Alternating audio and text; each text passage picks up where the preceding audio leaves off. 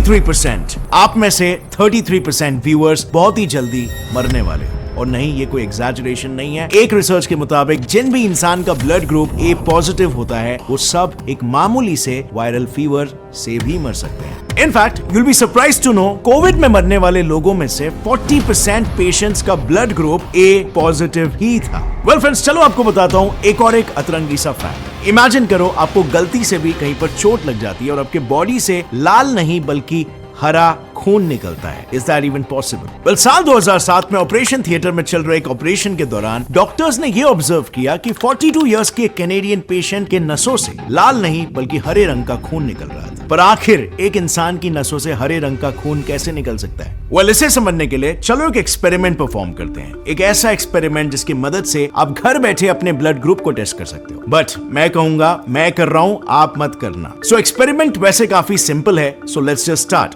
सो इस एक्सपेरिमेंट को परफॉर्म करने के लिए ऑब्वियसली हमें लगेगा ब्लड, एक पोर्सिलीन स्पॉट प्लेट और एक liquid antisera of anti A, B और डी, जो आपको कहीं भी मेडिकल स्टोर में मिल जाएगा। अब इंग्रेडिएंट्स तो हमारे पास सारे आ गए। सो सबसे पहले खून को स्पॉट प्लेट के 3 स्पॉट्स में निकालना है और उसके बाद हर एक स्पॉट में एक एक एंटीसेरा को ड्रॉप करके मिक्स करना है ताकि हमें यह पता चले कि ब्लड सेल पर कौन सा एंटीजन है। बेसिकली एंटीजन मतलब various kinds of sugars and proteins. अब अगर स्पॉट ए का कलर चेंज हुआ यानी कि आपके ब्लड सेल में ए एंटीजन है और आपका ब्लड ग्रुप है ए, और अगर बी का चेंज हुआ तो ब्लड ग्रुप बी, और अगर ए और बी दोनों का चेंज हुआ यानी कि ब्लड ग्रुप ए बी, और अगर किसी का भी कलर चेंज नहीं हुआ तो आपका ब्लड ग्रुप है ओ।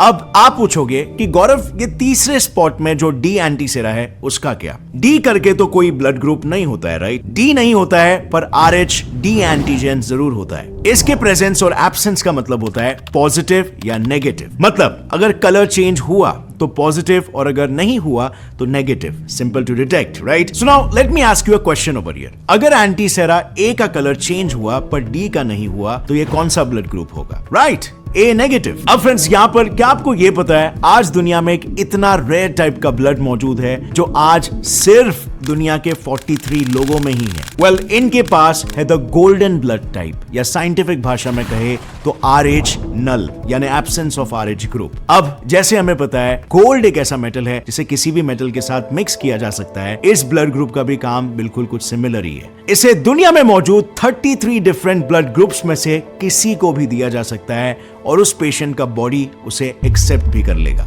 लेकिन जैसे मैंने कहा ये काफी रेयर ब्लड ग्रुप है और इसीलिए भले ही ये दूसरे लोगों के लिए एक वरदान हो पर ये उन 43 लोगों के लिए सबसे बड़ा अभिशाप है। दुनिया में मौजूद 8 बिलियन के पॉपुलेशन में से कोई भी इन्हें खून नहीं दे सकता, बस ये 43 के 43 एक दूसरे को दे सकते हैं। I mean, अगर गलती से भी किसी को खून की जरूरत पड़ गई तो ब्लड उस पेशेंट तक पहुंचने से पहले ही ये पेशेंट अपना दम तोड़ देंगे। यू सी, स्विट्जरलैंड में एक ऐसा ही केस हुआ था जिसमें 50 साल का इंसान ब्लड लॉस की वजह से जिंदगी और मौत के बीच लड़ रहा था। स्विट्जरलैंड की हर एक ब्लड बैंक की तलाश के बाद भी उन्हें कहीं भी RH नल ब्लड नहीं मिला। उस पेशेंट की हालत बद से बदतर होती जा रही थी और ऐसे में फाइनली उन्हें नसीब से एक ब्लड डोनर मिल गया, लेकिन वो डोनर था पेरिस में, उस पेशेंट से 700 किलोमीटर दूर। और इसीलिए उस पेशेंट की जान बचाने के लिए हॉस्पिटल ने उस पेशेंट की सर्जरी पेरिस स्विट्जरलैंड की बॉर्डर पर करवा ली। सो इस केस से आप इसका अंदाजा लगा सकते हो कि RH नल ब्लड ग्रुप का मिलना कितना रेयर हो सकता है और खून ना मिलने पर कैसे जानलेवा हो सकता है। पर ब्लड मिलने के बाद भी उसकी हालत सुधर जाएगी इसकी कोई गारंटी नहीं होती, क्योंकि देखो हमारे ब्लड सेल्स में मौजूद एंटीजेंस ही ब्लड सेल्स को बैक्टीरियाज और वायरसेस के अगेंस्ट लड़ने के लिए ट्रिगर करते हैं। अब अगर एंटीजेंस नहीं यानी बॉडी फॉरेन सेल्स का घर बन जाएगा और ये फॉरेन सेल्स धीरे धीरे करके सबसे पहले इम्यून सिस्टम को खराब करेंगे। और बहुत सारे केसेस में यह भी देखा गया है कि इम्यून सेल्स ब्लड सेल्स को फॉरेन सेल्स समझकर अटैक करने लगते हैं, जिसका नतीजा बॉडी में RBCs की मात्रा कम होने लगती है। Now, less RBCs is equal to less hemoglobin is equal to less oxygen। और अगर प्रॉपर ऑक्सीजन ही सेल्स को नहीं मिलेगा तो स्किन और सारे ऑर्गन्स पेल यानी फीके पड़ने लगेंगे। ऑर्गन्स तक ब्लड ना पहुंचने की वजह से वो एक एक करके फेल होने लगेंगे और एक स्लो प्रोसेस के साथ ये ब्लड ग्रुप उसके कैरियर को अंदर से ही खा जाता है। अब अगर यहाँ पर आप ये सोच रहे हो कि आपका ब्लड ग्रुप RH नल नहीं है और इसीलिए आप बच चुके हो, तो मैं ये कहूंगा ये आपकी गलतफहमी है। बर्थ से लेकर डेथ तक आपका ब्लड ग्रुप टोटल 3 बार चेंज होता है। And no I am not kidding. कई सालों पहले डॉक्टर्स के पास एक केस आया था जिसमें एक 25 साल के लड़के का ब्लड ग्रुप 8 साल की उम्र में O था और 25 साल की उम्र में A में तब्दील हो गया था। अब ऐसा क्यों होता है, उसके पीछे दो रीजंस हैं। सबसे पहला रीजन है एंटीजेन्स। दरअसल बर्थ के कुछ साल तक आरबीसीज पर एंटीजेनिक ट्रेसेस ना के बराबर होते हैं और जैसे जैसे हम बड़े होने लगते हैं वैसे वैसे एंटीजेनिक ट्रेसेस स्ट्रॉन्ग हो जाते हैं और एक ब्लड ग्रुप डिटेक्ट होता है। लेकिन फिर समय के साथ ये एंटीजेनिक ट्रेसेस फेड आउट भी होते जाते हैं और इसीलिए बहुत से केसेस में कुछ सालों बाद एक नया ही ब्लड ग्रुप डिटेक्ट होता है। और इसका दूसरा रीजन है बोन मैरो ट्रांसप्लांटेशन। नॉर्मली हमारे बॉडी में 95% blood cells bone marrow produce करते हैं। अब हम जैसे ही बोन मैरो ट्रांसप्लांट कराते हैं वैसे ही नया बोन मैरो नए आरबीसीज को प्रोड्यूस करता है और ब्लड ग्रुप चेंज हो जाता है, पर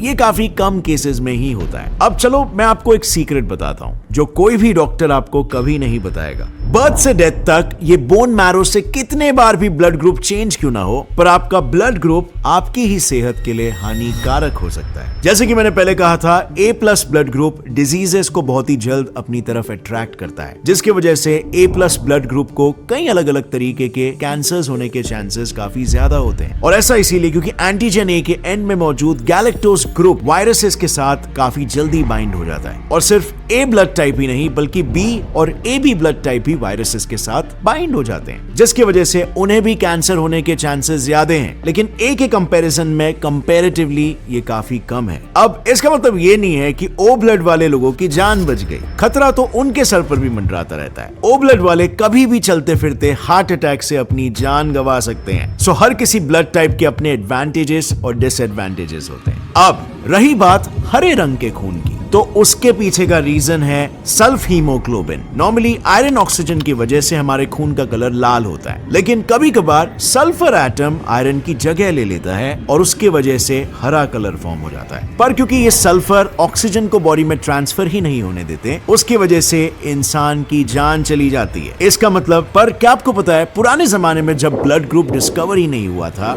तब लोग जीनो ट्रांसफ्यूजन किया करते थे, simply animal to human blood transfusion. साल 1667 में फ्रेंचमैन जॉन बैप्टिस्ट डेनिस ने शीप के ब्लड को 15 साल के बच्चे में और एक प्रेग्नेंट लेडी की बॉडी में ट्रांसफर किया था और इस ट्रांसफ्यूजन में वो दोनों की जान तो बच गई, लेकिन सिवियर एनीमिया ने उन्हें जकड़ लिया था, जिसकी वजह से उस प्रोसेस को वहीं पर रोक दिया गया और आज भी ऐसे केसेस में रिसर्चेस जारी है। पर फिर इसके बाद एक नया ट्रेंड चालू हुआ। उस जमाने में जो कोई भी बीमार होता था उसके बॉडी से खून के हर एक कतरे को निकाल लिया जाता था, क्योंकि उन्हें लगता था वो बैड ब्लड है। इनफैक्ट जॉर्ज वॉशिंगटन के साथ भी कुछ ऐसा ही हुआ था। जॉर्ज वॉशिंगटन के बीमार होने के बाद उनके बॉडी से खून की हर बूंद को निकाल लिया गया था, जिसके वजह से उनकी मौत हो गई थी। पर जैसे ही 1900s में ब्लड ग्रुप्स डिस्कवर होने लगे, वैसे ही साइंटिस्टों ने इस बार और कॉन्फिडेंस से फिर एक बार अपने कदम ब्लड ट्रांसफ्यूजन की तरफ बढ़ाए। लेकिन आज की पॉपुलेशन को और ब्लड शॉर्टेज को ध्यान में रखते हुए रिसर्चर्स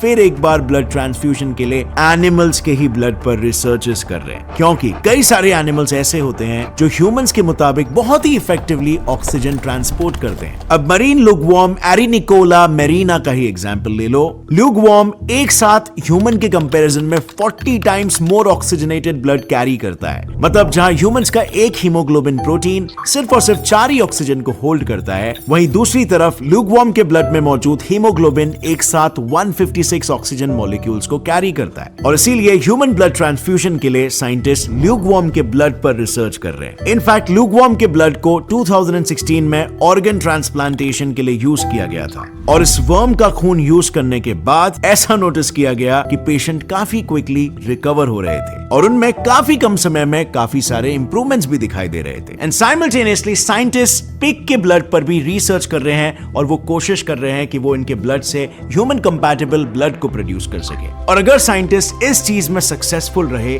दुनिया में ब्लड का वेट कर रहे पेशेंट्स को काफी ज्यादा सहारा मिल जाएगा। अब ये ब्लड ग्रुप दिखने में जितने ज्यादा डेंजरस है, वो उतने ही फायदेमंद भी साबित हो सकते हैं आपको अपने आप को समझने में, क्योंकि ब्लड ग्रुप से भी आपकी पर्सनालिटी काफी हद तक डिफाइन की जा सके। सपोज आपका ब्लड ग्रुप अगर ए है तो आप काफी ज्यादा सेंसिटिव, कोऑपरेटिव, पैशनेट और क्लेवर हो सकते हो।